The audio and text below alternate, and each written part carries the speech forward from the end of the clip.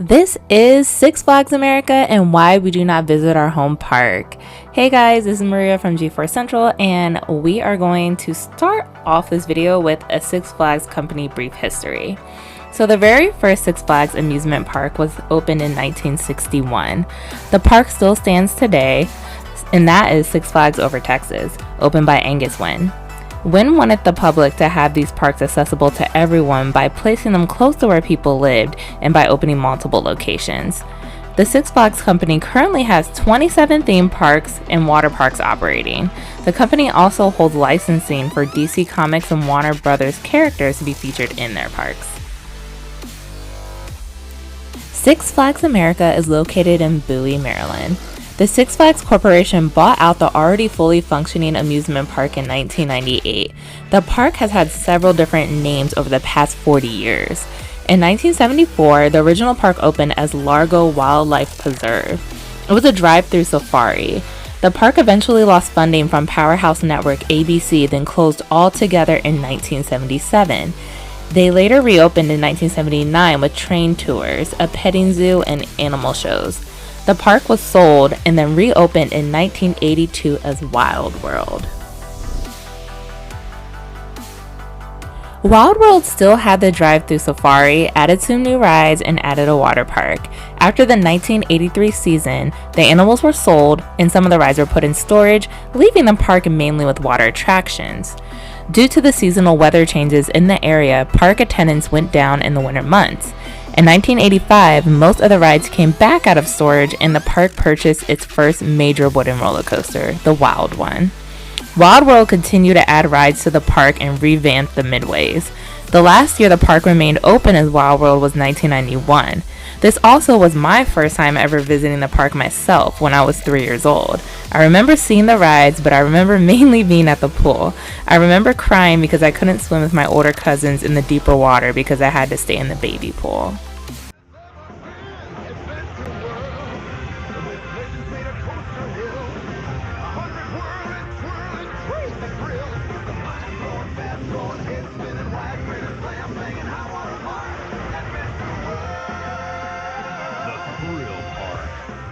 Last chance to save up to $8 off adult admission with discount coupons from Giant.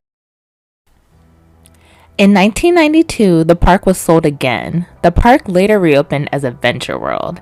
In 1995, a new steel-launched coaster was added by Vekoma named Mind Eraser. Fun fact, this was my first major roller coaster I had ever been on as a kid. I had a chance to ride it in 1998. This was my second time visiting this park under a new name at the age of 10. I was very happy because now I finally could swim in the big pool at their Paradise Island water park. I guess you can say everything came full circle on that trip. This also started my coaster obsession. The park also added a new wooden roller coaster called Roar. Also, another fun fact is I was definitely peer pressured to get on this ride. Previous to this, I had never even been on a roller coaster besides like a kiddie one. So I was terrified and I wanted it to stop going up the hill. But as soon as we went into the first flip, I knew right then and there I loved roller coasters.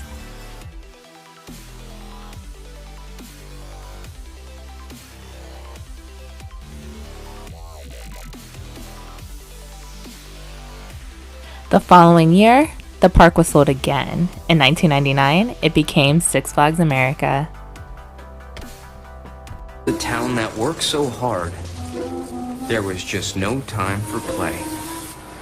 But that all changed on this one particular day.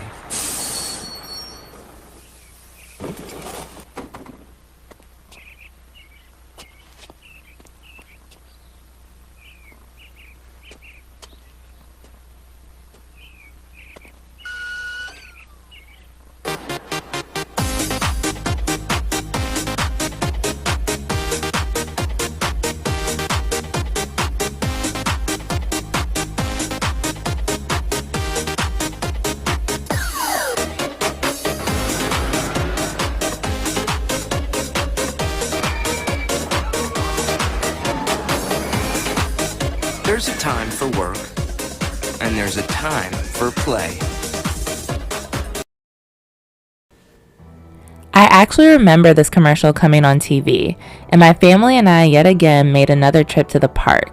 Now it's the year 2000, and Six Flags America is about to receive a big new coaster. They added the Intamin Hyper Coaster Superman Ride of Steel.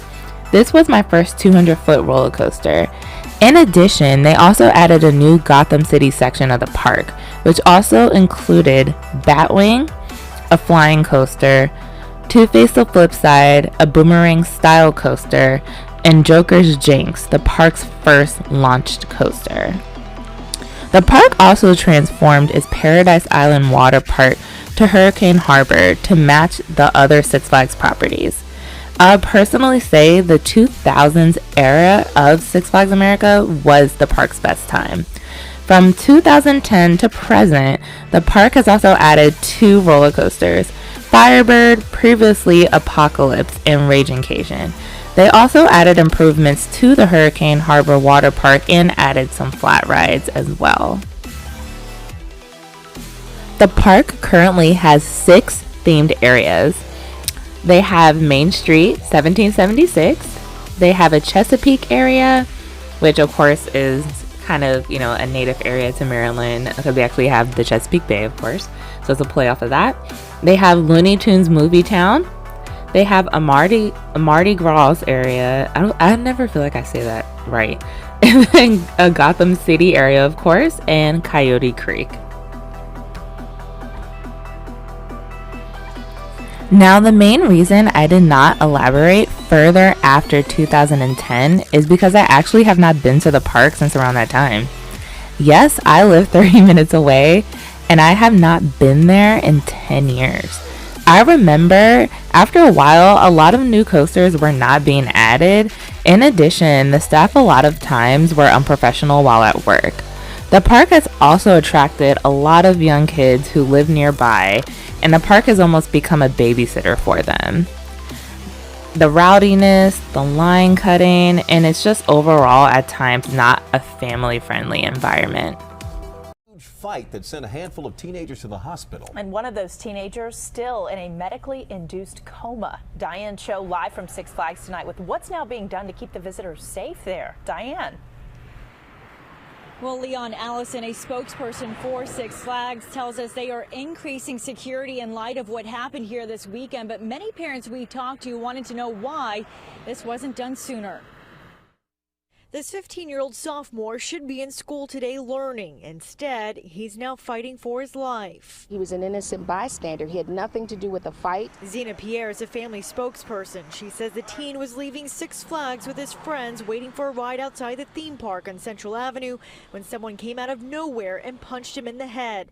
As he staggered to get up, she says a second person hit him again, causing him to fall, and in turn, he ended up cracking his skull. The brain swelling has not improved.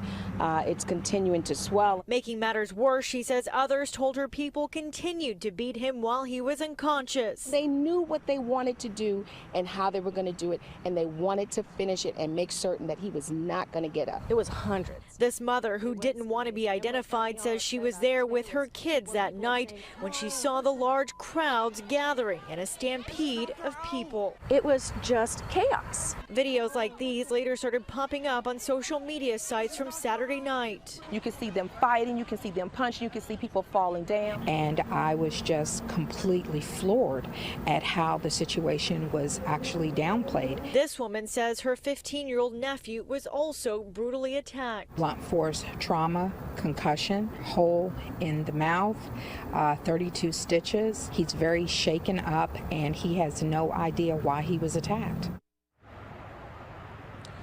And we have an update on the first teen we mentioned in this story earlier. The family spokesperson tells us that he was supposed to go into surgery late this afternoon, but that has since been put on hold because doctors say that he is stable again.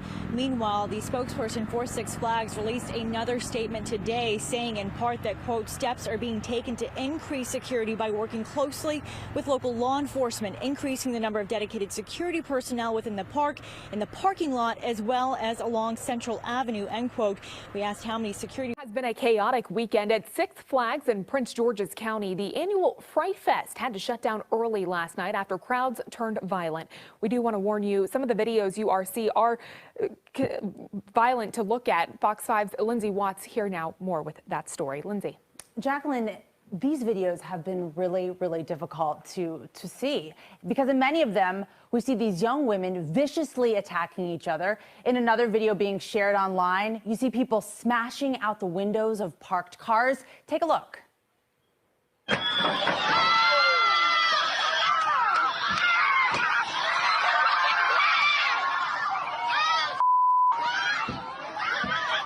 Police say not a single person was arrested, even though in some of the videos you see Prince George's County police officers trying to get a handle on this out-of-control situation.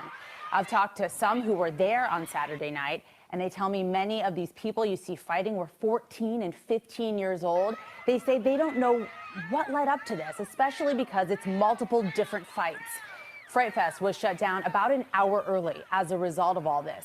Around 9 last night, a woman tweeted Fox 5 this video asking why Six Flags was kicking everybody out early. Then, as she was filming on her way out, she saw some of the violence that was erupting. She didn't want to be on camera, but she tells me, because we weren't being told what was happening when we asked security, we had no idea why we were being told to leave the park. That created a lot of what-if scenarios in my head. We immediately got in the car and tried to get far from the property out of fear of what it could be. Tonight, Six Flags only giving us a brief statement saying safety is the top priority and, quote, after observing the improper behavior of some guests, the park was closed approximately an hour early out of an abundance of caution. So we were back out there tonight. We saw that police cars were outside the park. However, we have not gotten a response about whether there was any extra security on hand tonight. We've heard from police that there were vandalism reports filed with the park regarding those damaged vehicles. But again, police saying no arrests even after such a violent night. Jacqueline. If you live in the area, I am sure you're aware of why Two-Face of Flipside was removed back in 2007. I personally loved this ride and rode it so many times as a teenager. The ride stopped moving multiple times. It was always on the news, and after an accident in 2007, the ride was removed. In 2007, the ride was stuck again while ascending the lift hill, and while ride attendants were trying to rescue riders out of their seats, the train moved back into the station and ripped a hydraulic fluid cord. The hydraulic fluid sprayed on riders' faces, sending 2 to the hospital, and 10 guests were treated for back and neck injuries. Making this video was very nostalgic for me. I definitely have very fond memories of some of my previous visits to the park. As I got older, the unprofessionalism of the staff, the young kids terrorizing the park, and the park not appealing to coaster enthusiasts have definitely turned me away. Others online visiting the park have similar experiences.